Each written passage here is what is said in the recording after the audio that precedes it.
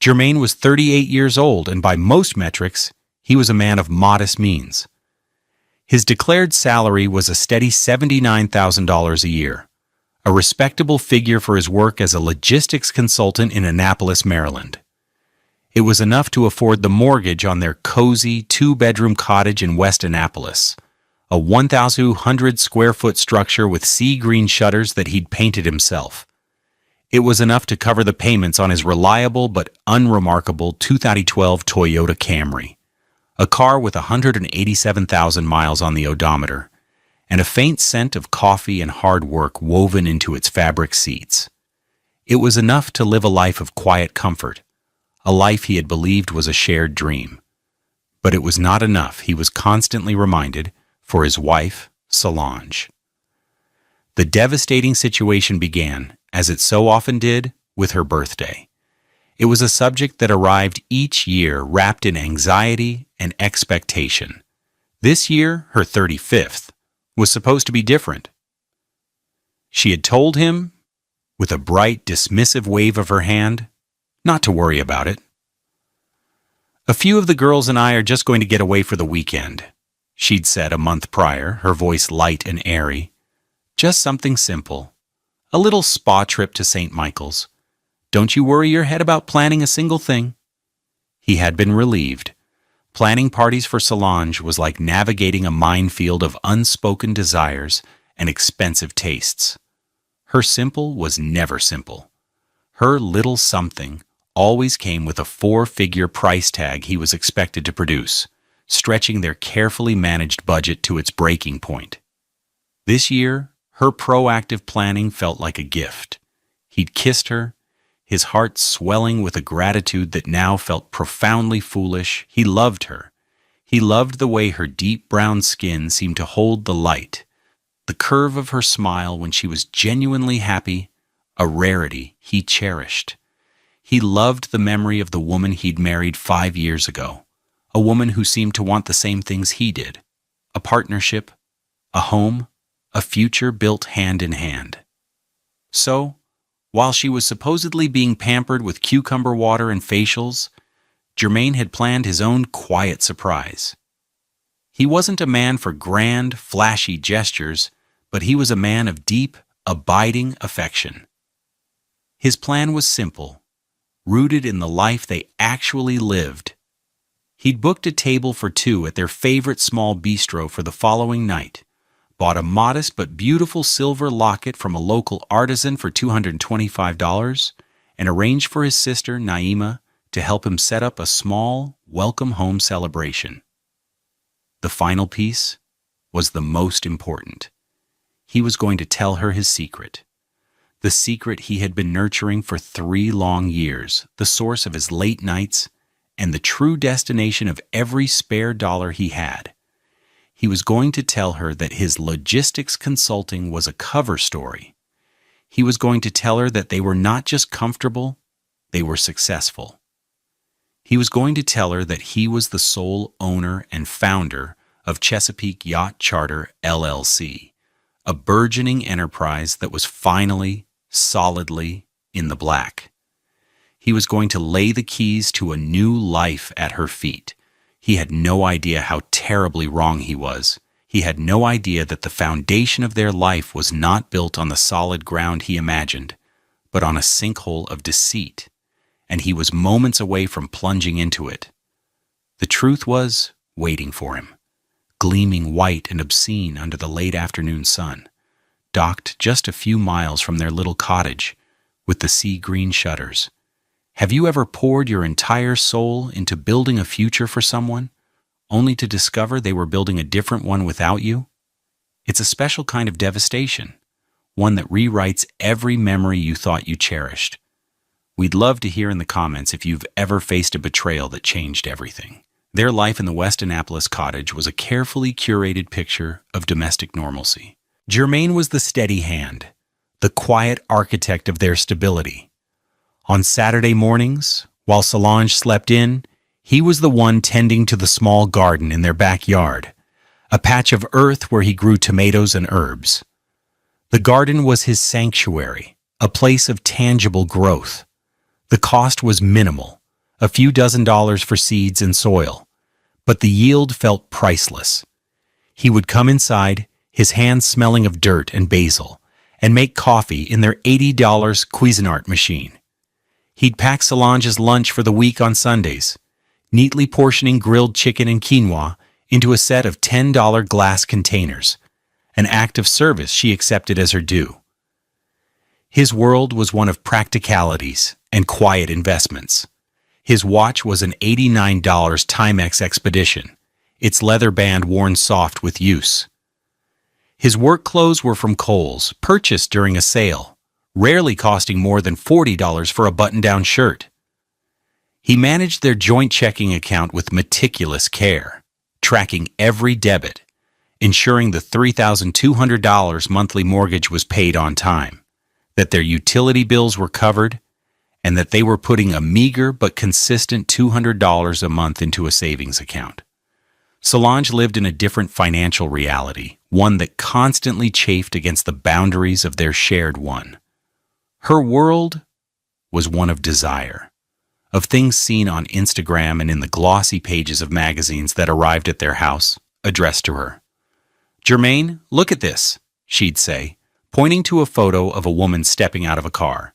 "It's a Burberry trench coat, just classic. It's an investment piece."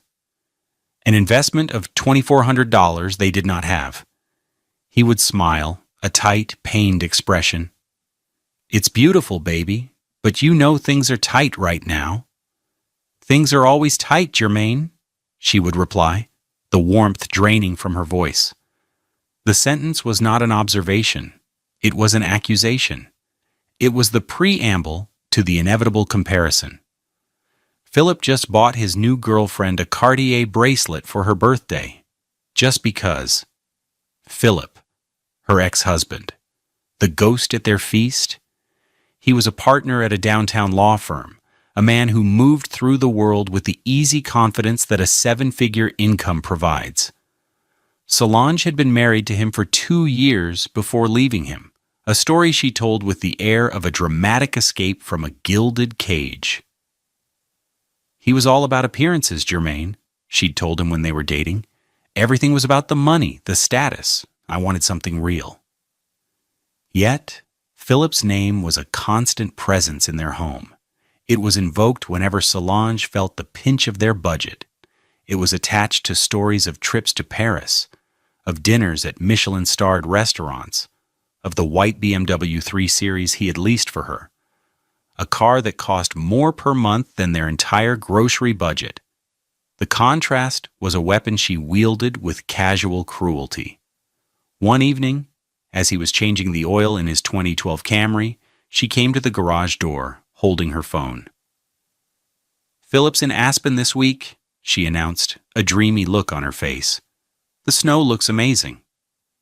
He just nodded, wiping grease from his knuckles with a worn rag, the $30 cost of the oil change feeling suddenly heavy in his pocket. The biggest secret in Jermaine's life, bigger even than his business, was that he wasn't just a consultant. The late nights he spent in his small home office, surrounded by spreadsheets and maritime charts, weren't for some anonymous corporate client. They were for him. 3 years ago, after his father passed away and left him a modest inheritance of $95,000, he hadn't told Solange the full amount. He told her it was $20,000, which they'd used to pay off her lingering credit card debt. The remaining $75,000 became the seed money for Chesapeake Yacht Charter, LLC. He'd bought his first boat, a used but solid 38-foot Sea Ray for $68,000, and spent the rest on licenses, insurance, and marketing. For 3 years, he had reinvested every single dollar of profit. He hired a small, fiercely loyal crew. He managed bookings through a discreet website. He kept his name off the public-facing materials, listing his trusted captain, Eva Rostova, as the primary contact. To Solange, his side hustle was a vague, unprofitable hobby. "Are you still messing around with that little boat thing?" she'd ask, her tone dripping with condescension. "I hope you're not sinking our money into it."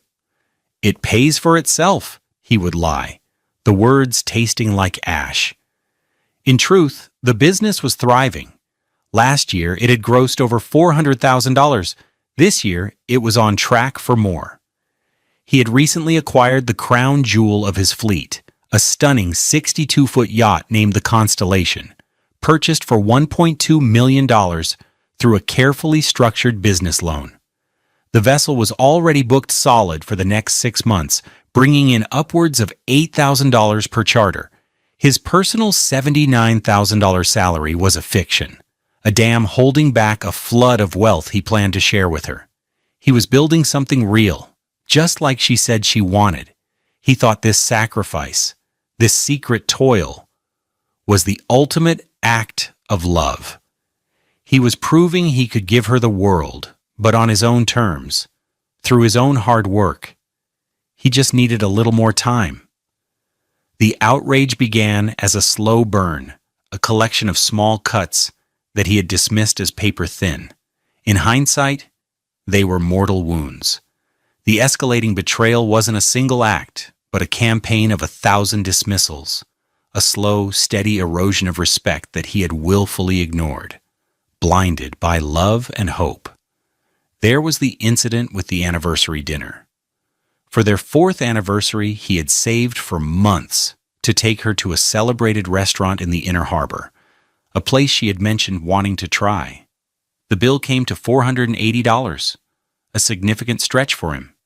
He paid it with a smile, feeling proud. On the drive home, she was quiet. "What's wrong, baby?" he asked, reaching for her hand. She pulled it away. "It was nice, Jermaine." "It was? But it just feels like trying too hard."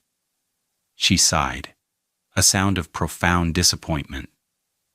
"When Philip and I went to that same place, he knew the owner. We didn't even see a menu. They just brought us course after course. The sommelier knew his exact preferences." She looked out the window of his Camry. "It's just a different level, you know?" He felt the blood drain from his face. The $480 he had been so proud of suddenly felt like a handful of pennies. He said nothing, just gripped the steering wheel, the worn plastic cool beneath his tense fingers. The rest of the drive back to their little cottage was silent, the space between them thick with everything he couldn't afford. Then there were the lies, small ones at first. She'd come home with a new purse, a $450 Coach tote bag. "Where did that come from?" he'd asked, knowing their budget. "Oh, this old thing?" She'd laughed a little too quickly. "My mom gave it to me. It was just sitting in her closet." He later saw the charge on their joint credit card statement hidden amongst the groceries and gas fill-ups. When he gently confronted her, she flew into a rage. "My God, Jermaine, can I not have one nice thing? Do you have to track every single penny I spend? It's suffocating. I feel like I'm being audited, not married. Philip never, ever questioned what I bought." The argument ended as it always did, with him apologizing, feeling like a miserly tyrant for simply trying to keep their shared financial life afloat. He had made a critical mistake. He believed her anger was about the purse, about the money. He didn't understand that it was about her resentment of the life she was living with him. The planning for her girls' weekend was the masterpiece of her deception. She had woven a tapestry of believable details. She'd named the friends who were going Tiffany and Maria. She'd talked about the specific spa treatments they had booked. She'd even shown him the website for the inn in St. Michael's, a charming, rustic place that cost $350 a night. "We're splitting it 3 ways, so it's totally affordable," she'd assured him, patting his cheek. 2 weeks before the trip, he was in his home office, supposedly working on a consulting deck. In reality, he was reviewing the quarterly financials for Chesapeake Yacht Charter LLC. An email from Captain Eva caught his eye. The subject line was, "New high-value booking, the Constellation." He opened it. The charter was for the upcoming weekend, a private sunset cruise for 2. The fee was $8,500, paid in full, up front. The name on the booking made his breath catch in his throat. Philip Sterling. Germain felt a cold knot form in his stomach. It was a coincidence, he told himself. A sickening, bizarre coincidence. Philip was a wealthy man in a town full of water. Of course he would charter a yacht. It had nothing to do with him. It had nothing to do with Solange. But the seed of doubt was planted. The following evening, Solange was in the shower. Her phone, a new iPhone 14 that had cost $999 and been the source of another tense discussion, buzzed on the nightstand. He never looked at her phone. It was a line he didn't cross, but the knot in his stomach tightened into a fist of pure dread. He picked it up.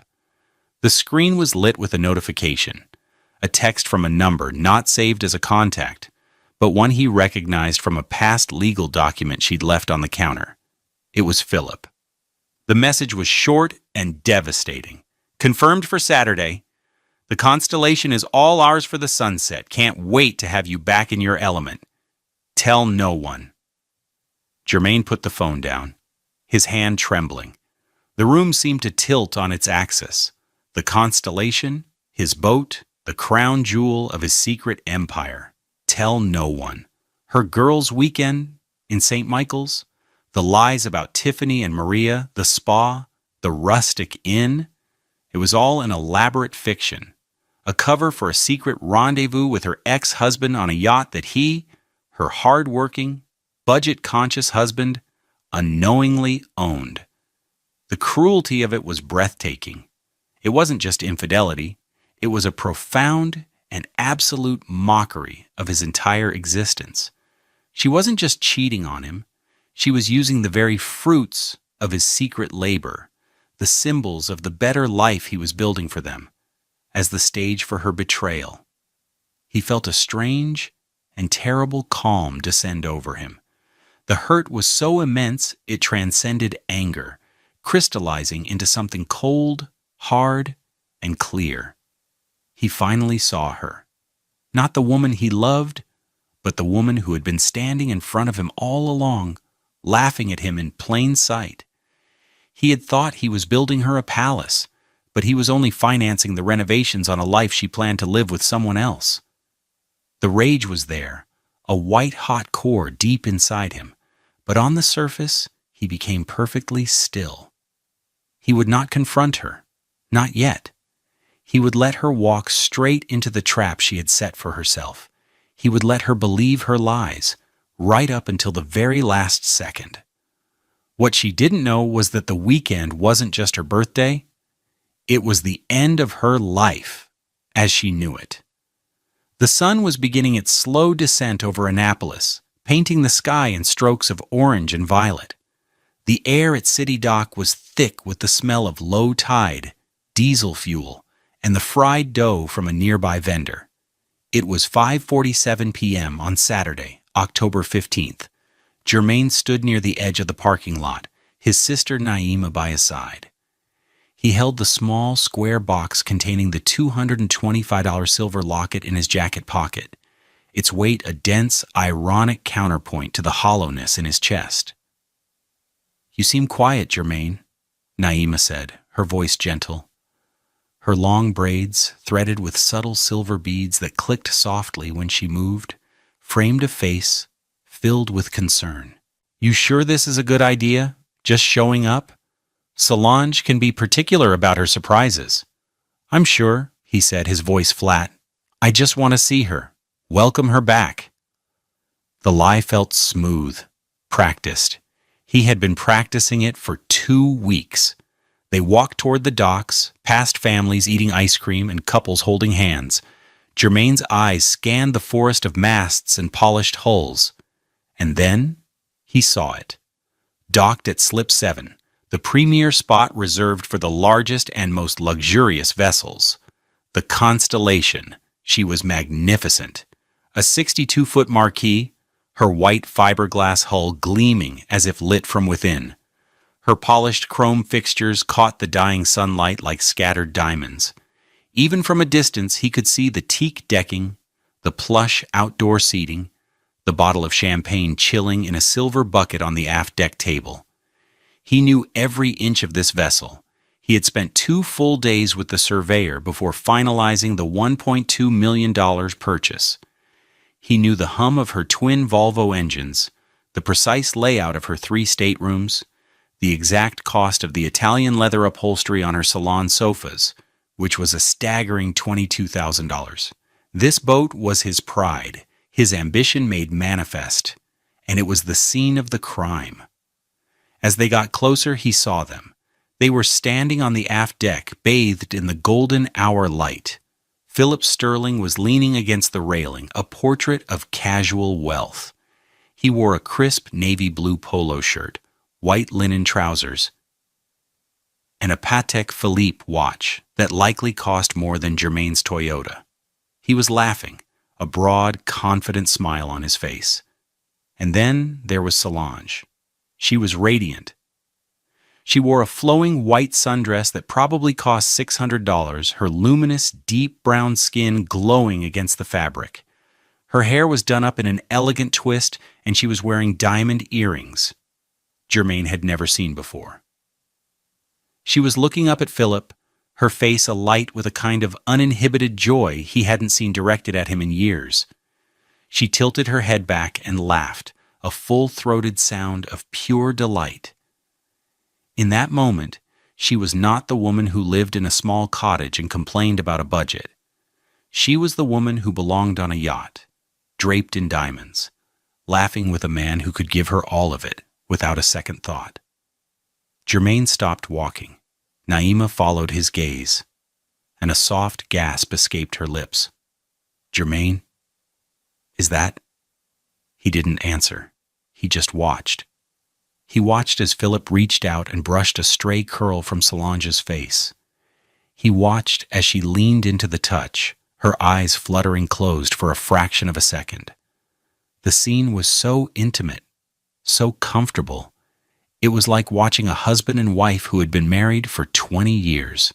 And then Solange's eyes opened. They drifted past Philip's shoulder, across the 50 feet of water and wood, separating the yacht from the dock, and they landed on Germain. The transformation was instantaneous and brutal. The radiant joy on her face didn't just fade, it shattered. Her smile froze, then collapsed. The color drained from her cheeks, leaving her glowing skin looking ashen. Her eyes widened in pure, unadulterated horror. Her body went rigid. Her hand, which had been resting on Philip's arm, recoiled as if she had touched a hot stove. It was the face of a person who had seen a ghost. Worse, it was the face of a person who had been caught, utterly and completely caught. Philip, noticing the change, turned. His smile faltered as he saw Germain and Naima standing there. Confusion flickered across his features, followed by a flicker of annoyance. But Germain's eyes were locked on his wife. He saw everything in that one, silent moment. The depth of the lie. The contempt she held for him. The life she truly wanted and the man she wanted it with. The whole, ugly, heartbreaking truth. He felt the cold, hard clarity from 2 weeks ago settle over him again. Not as a feeling, but as a physical presence. It was a shield. He took a slow breath, the salty air doing nothing to clear the bitter taste in his mouth. He looked at Naima, whose face was a mask of disbelief and fury. He gave her a single, almost imperceptible shake of his head. Not now. Then he started walking again, his steps even and deliberate.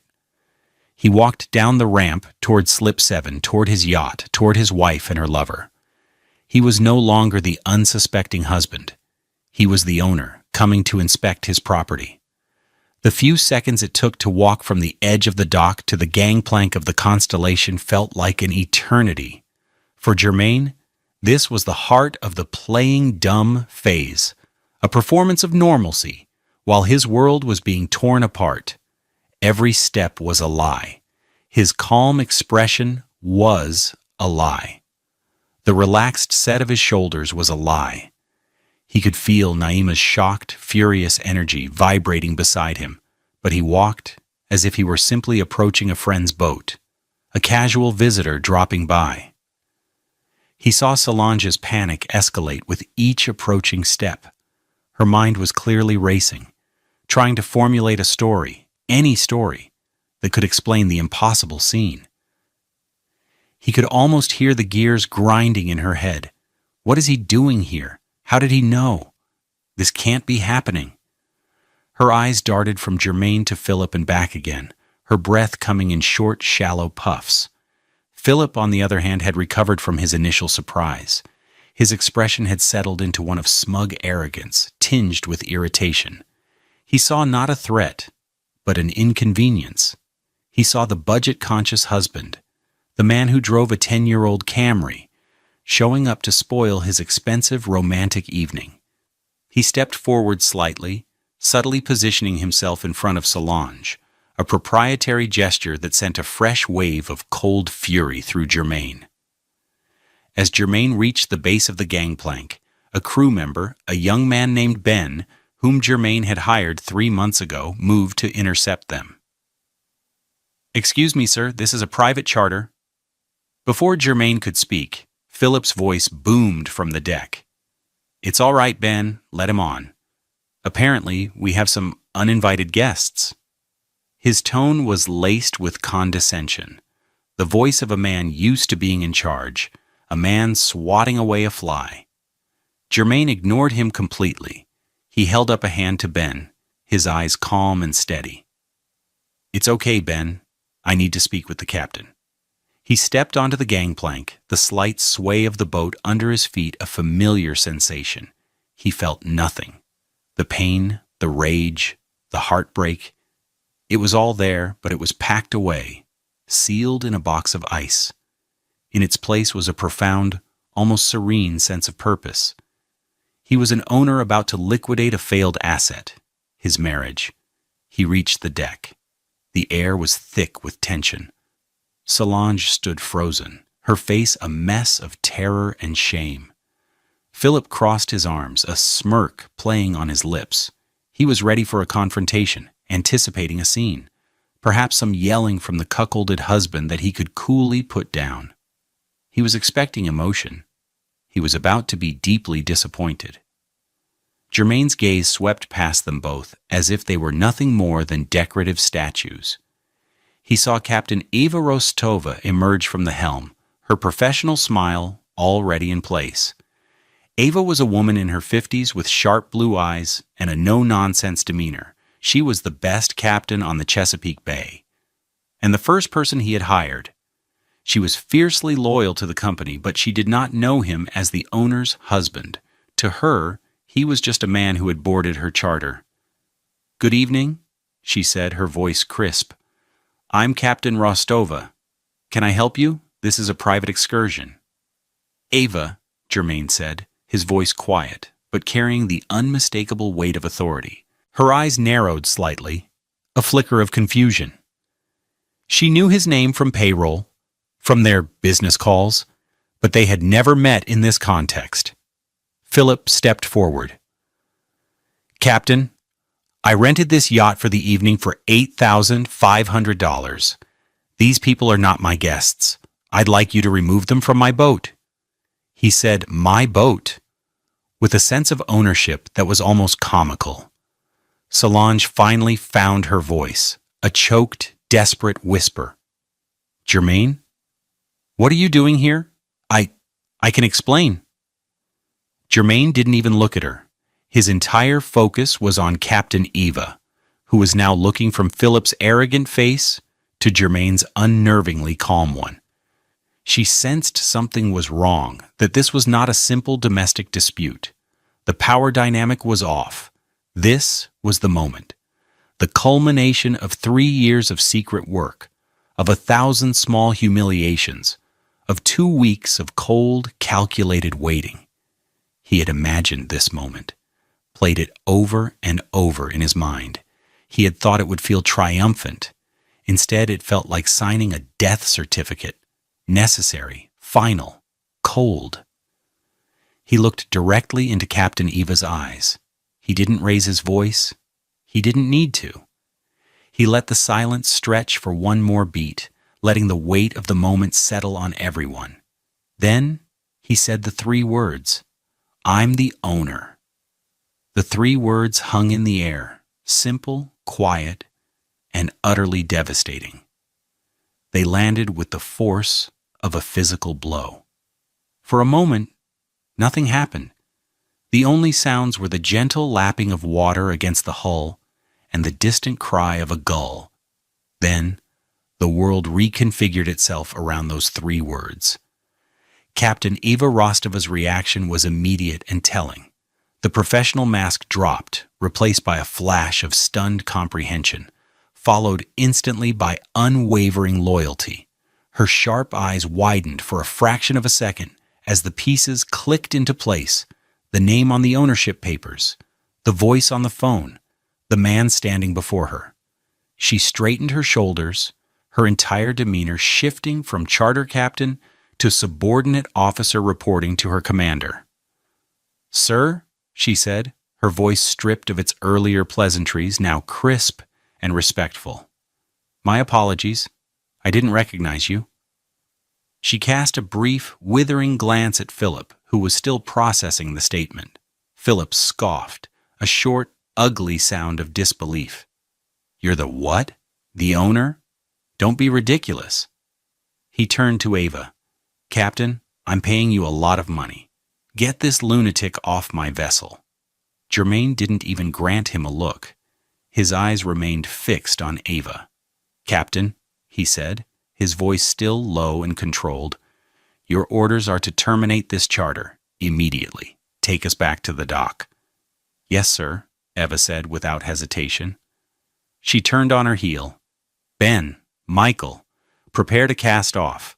We're returning to port." The crew, who had been watching the drama unfold with wide eyes, snapped into action. The sound of ropes being uncoiled and the sudden, deeper thrum of the Volvo engine starting up was the sound of Germain's authority taking hold. It was then that reality finally crashed down on Philip. His face, which had been a mask of smug arrogance, cycled through a rapid series of emotions: confusion, then indignation, then pure, sputtering rage. "What the hell is going on? I paid for this. This is my evening. You can't just—" "I can," Germain said, finally turning to look at him. His gaze was cold and empty. "And I am. This is my company, Chesapeake Yacht Charter, LLC. This is my boat, the Constellation, asset number 001 in my fleet. You paid for a service. As the owner, I am revoking that service." He paused, letting the words sink in.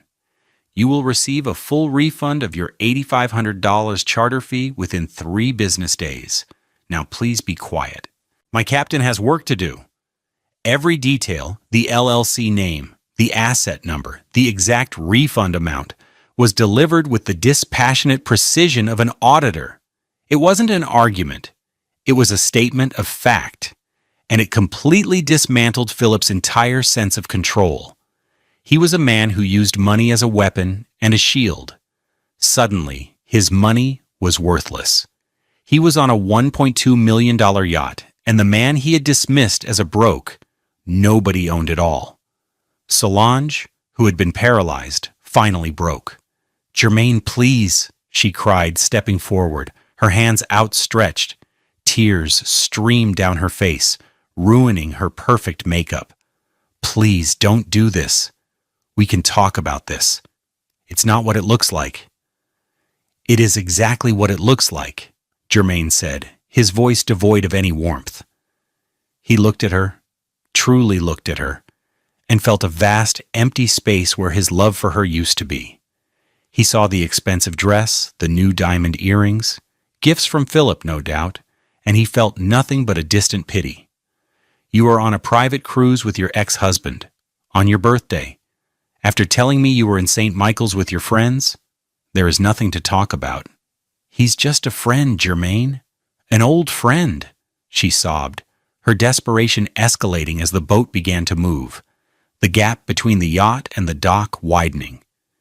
He wanted to do something nice for my birthday. That's all. Naima, who had been standing silently by the railing, finally spoke. Her voice was low and shaking with fury. A friend? Solange, I have watched my brother work himself to the bone for you. I have watched him count every dollar to give you a good life while you complained that it wasn't good enough. And you do this? On his boat? You are shameless. The yacht was now turning, its powerful engines pushing it away from the open water of the Severn River and back toward the unforgiving lights of City Dock. The beautiful sunset, the one meant for her and Philip, was now behind them. Philip, red-faced and humiliated, made one last attempt to assert himself. You'll be hearing from my lawyer. Breach of contract. You have no idea who you're messing with. Germain almost smiled. It was a cold, mirthless expression. I think I do, he said softly. He pulled his phone from his pocket, a simple Samsung that cost him $300 2 years ago. He found the number he needed. He didn't have to look at Philip. Mr. Sterling, you're a partner at Sterling, Albright & Finch, correct? I know Mr. Albright. We're in the same boating club. I'm sure he'd be fascinated to hear about how one of his senior partners conducts himself on a private charter, especially one that ends so publicly. The threat was veiled, but surgically precise. Philip's face went white. The story of him being kicked off a yacht by his girlfriend's husband, the husband he thought was a broke joke, would be catastrophic for his image. The carefully constructed facade of power and control he projected. He was silenced, utterly defeated. The short ride back to the dock was the longest 10 minutes of Solange's life. She alternated between pleading with Germain, who stared out at the water and refused to look at her, and shooting venomous looks at Philip, as if it were all his fault. The beautiful evening had devolved into a cramped, floating prison cell of shame. As the boat nudged gently against the dock, Germain turned to Eva. Thank you, Captain. Secure the boat. I'll be in touch on Monday. Yes, sir, she said, her eyes filled with a deep, quiet respect. Germain turned and walked toward the gangplank. Naima was right behind him. He didn't look back. Germain, wait! Solange wailed from the deck. Where are you going? What are we going to do? He stopped at the top of the gangplank but didn't turn around. He spoke to the darkening sky, to the water, to the past 5 years of his life. There is no we, he said. His voice was calm, final. I'll have my lawyer send your things to your mother's house. Don't come back to the cottage. Then he walked down the gangplank and didn't stop until he and Naima were back in the parking lot, leaving the gleaming white yacht and the wreckage of his marriage behind him. Monday morning arrived with a cold, gray drizzle that matched the mood in Germain's heart. The emotional storm had passed, leaving behind the grim, quiet work of cleaning up the debris. At 9:15 a.m., he walked into the offices of Okoro and Associates, a boutique law firm located in a discreet brick building in downtown Annapolis. The firm specialized in high-asset divorce, and Ms. Adana Okoro came highly recommended. She was known for being sharp, strategic, and utterly unflappable. Her services came at a cost, a $10,000 retainer, and a billing rate of $750 per hour. It was a price Germain was more than willing to pay. He was ushered into a corner office with a sweeping view of the state capitol building. The room was decorated in shades of cream and navy blue, with modern art on the walls. It was a space that projected competence and expensive success. Ms. Okoro stood to greet him. She was a tall, elegant black woman in her late 40s, her hair styled in immaculate twists. She wore a tailored suit that probably cost more than his monthly mortgage payment. Her handshake was firm, her eyes intelligent and direct. Mr. Vance, she said, her voice warm, but all business. Thank you for coming in. Your sister Naima gave me a brief overview, Please tell me everything from the beginning." For the next hour, Germain laid it all out. He didn't editorialize or get emotional. He spoke with the same dispassionate clarity he had used on the yacht. He presented the facts as if he were delivering a report to a board of directors. He started with the founding of Chesapeake Yacht Charter LLC 3 years prior, using his premarital inheritance of $75,000. He produced the original incorporation documents, clearly dated a year and a half before his wedding to Solange. "The LLC is solely in my name," he explained, pushing a thick binder across the polished mahogany desk. "My wife has never been an employee, a partner, or a listed officer. Her name appears nowhere on any of the corporate filings." Ms. Okoro nodded, her pen gliding across a legal pad. "Excellent. In Maryland, assets acquired before the marriage are generally considered non-marital property. We will argue forcefully that the entire LLC and all its assets are yours alone." Germain then opened a second binder. This one contained the complete financial records of the company. He had printed everything: profit and loss statements, balance sheets, asset registers. "This is the current asset list," he said, turning to a specific page. "Asset 001, the 2021 Marquise M62, the Constellation. Purchase price, $1.2 million. Current estimated market value, approximately $1.1 million. Asset 002, a 2018 Sea Ray, Sundancer 460, the Severn Queen. Purchase price, $450,000. Asset 003, a 2019 Boston Whaler, 330, Outrage, the Bay Runner. Purchase price, $310,000. He continued down the list, detailing maintenance equipment, mooring leases, and office hardware. The total value of the company's assets was just north of $1.9 million, with a single business loan of $800,000 against the Constellation. "The company grossed $412,000 last year," Germain continued. "Net profit after all expenses, salaries, and reinvestments was $128,000. My official salary, which I draw and deposit into our joint account, is $79,000.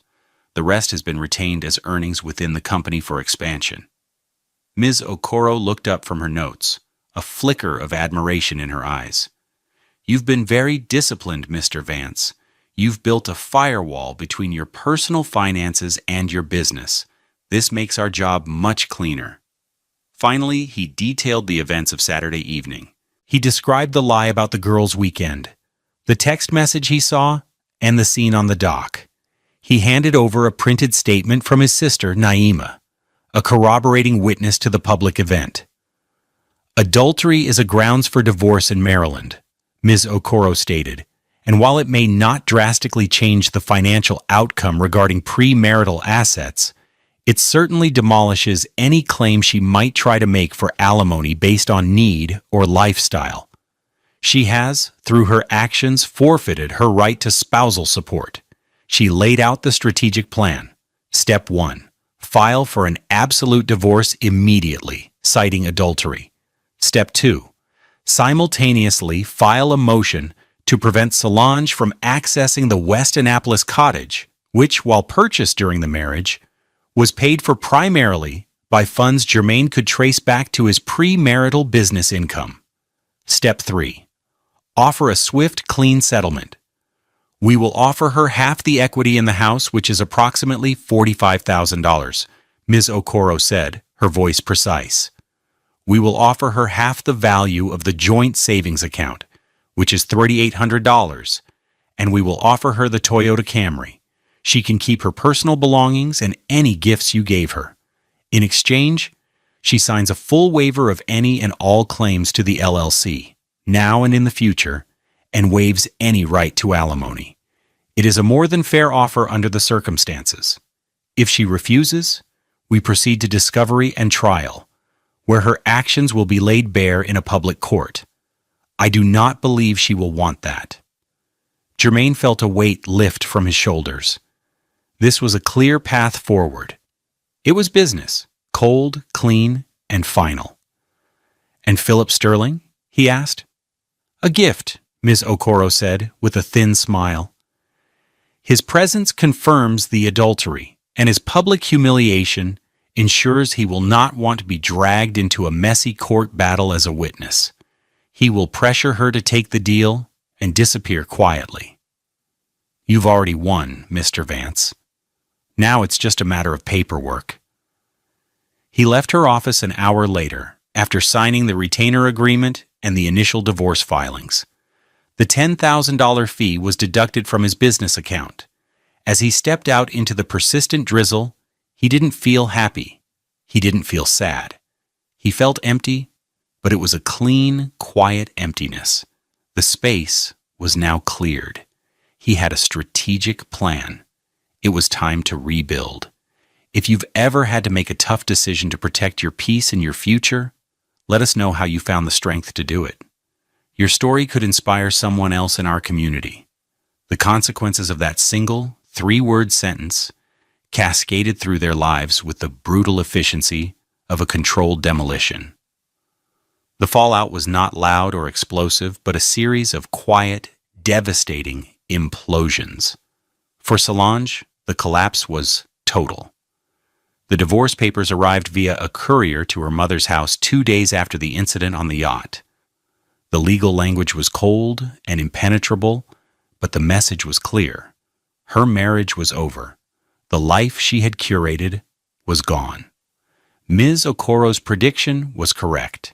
Faced with the prospect of having her affair with Philip detailed in open court, Solange instructed her cut-rate lawyer to accept the settlement immediately. She received a check for $48,800, her share of the house equity and savings. The 2012 Toyota Camry, the car she had so often derided, was now her only mode of transport. The cottage in West Annapolis, with its sea-green shutters and the garden Germaine tended, was a memory. She was forced to rent a generic one-bedroom apartment in a sprawling complex in Glen Burnie for $1,850 a month, a place with beige walls and a view of a parking lot. Her social life evaporated. The friends who had known about Philip, who had perhaps even encouraged the affair, now treated her like a pariah. The story had spread like wildfire through their circle. But it wasn't the story of a woman finding romance. It was the story of a woman who had been spectacularly and publicly shut down by the quiet, unassuming husband she had underestimated. She was no longer an object of envy. She was a cautionary tale. The diamond earrings from Philip were returned in a small velvet box. He wanted nothing more to do with her. Stripped of Germaine's stability and Philip's glamour, she was just a woman in a beige apartment, her expensive tastes now a cruel joke in the face of her new reality.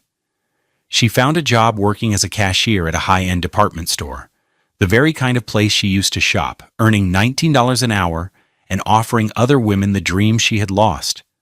For Philip Sterling, the consequences were less financial and more reputational, which for a man like him was almost worse. Germaine's veiled threat had been more than effective. The story of the aborted yacht party became a piece of Annapolis gossip, a little anecdote told with a smirk at cocktail parties and on the golf course. He wasn't ruined, but he was diminished. He was the man who had tried to steal another man's wife on the man's own yacht and had been sent home like a naughty schoolboy. It made him look foolish, and in his world, foolishness was a fatal flaw. A potential major client, hearing the story from a mutual acquaintance, decided to go with another firm, a loss of an estimated $200,000 in annual billing for Sterling, Albright, and Finch. Mr. Albright had a very pointed, closed-door conversation with Philip about discretion and the firm's image. The humiliation stung far more than any financial penalty. For Captain Eva Rostova and her crew, the consequences were entirely positive. The following week, Germaine called a meeting. He formally introduced himself as the owner and laid out his vision for the company's expansion. He thanked them for their professionalism and loyalty during the incident. Then he gave Captain Eva a discretionary bonus of $15,000. He gave Ben and the other crew member, Michael, bonuses of $5,000 each. It was a powerful statement. Loyalty to the company to him, would be rewarded. Their morale and their respect for the quiet man who had been signing their paychecks all along soared.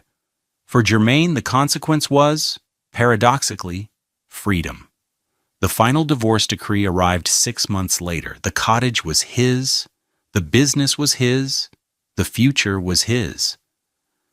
The absence of Solange's constant low-grade disappointment and her endless desires was like the cessation of a chronic headache he didn't realize he had until it was gone. His finances, no longer siphoned off to fund a lifestyle they couldn't sustain, flourished. The money he had spent on her expensive dinners, her clothes, her unspoken demands, was now funneled directly back into Chesapeake Yacht Charter, LLC. The gaping hole in his heart was still there, but it was clean now, not filled with the poison of deceit. He began the slow, quiet work of healing. He had lost a wife, but he had regained himself. The cost had been immense, but the return on investment was proving to be immeasurable. 2 years passed. The sharp edges of the betrayal had softened, worn down by the steady rhythm of work and the changing of the seasons on the Chesapeake. The gray drizzle of that fateful Monday had long since given way to the brilliant, hopeful sunlight of a new chapter. Germain stood at the helm of a small, 28-foot sailboat, the Resilient. He had bought her a year ago for $45,000, not as a business asset, but as a personal indulgence. She was old but sturdy, with a teak-trimmed cabin and sails the color of bone. She was his church, his therapy, his quiet place. It was a perfect Sunday afternoon in late September, and the Severn River was calm, the water a deep, shimmering blue. Chesapeake Yacht Charter, LLC had grown beyond his initial projections. He had used the retained earnings to acquire 2 more vessels, a sleek powerboat for smaller, faster excursions, and another mid-size yacht to meet the booming demand. His fleet of 5 was the most respected in Annapolis. He now employed a full-time staff of 12, including an office manager who handled the bookings, freeing him up to focus on strategy and, on days like this, to simply sail. He had drawn a larger salary, a comfortable $180,000 a year, but his lifestyle had barely changed. He still lived in the West Annapolis cottage with the sea-green shutters. He still drove a Toyota, though he'd upgraded to a certified pre-owned RAV4. The $89 Timex was still on his wrist.